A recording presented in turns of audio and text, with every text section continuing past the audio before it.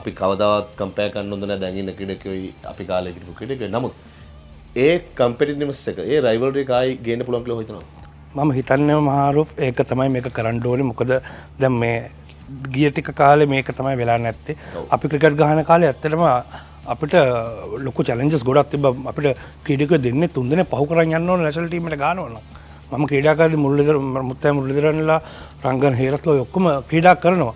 ඉතින් ඇත්තටම අපිටත් ආසාවක් තියෙනවා අපි හොඳට කරොත් අපිට හම්බ වෙනවා. හැබැයි මේගොල්ලන්ට වඩා අපි හොඳට කරන්න ඕන කියන එක අපිට හැමතිස්සෙම චැලෙන්ජස් තියෙනවා. දැන් ඇත්තටම අපි සිලෙක්ටර්ස්ලා විදියටත් දැන් අපි හිතන්නේ ඒ වගේ අපි හදන්න ඕනේ. මොකද ඒ ටීම් එකක් කියලා හරි ස්කොඩ් එකක් අපි හදා ගන්න ඕන මේක.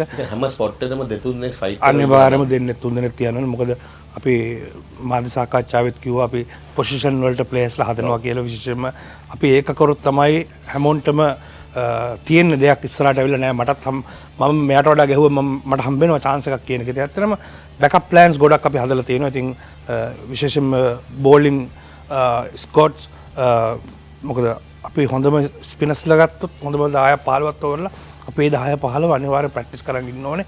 මොකද හදිස්සි අවස්ථාවකදී අනිවාර්යෙන්ම අවස්ථාවක් එනකොට අපිට ඩොමෙස්ටික් ක්‍රීඩා කරලා එකපාරට ගිහලා ඉන්ටර්නැෂනල් තරඟයක් ක්‍රීඩා කරන්න බෑ. Chat with Champions.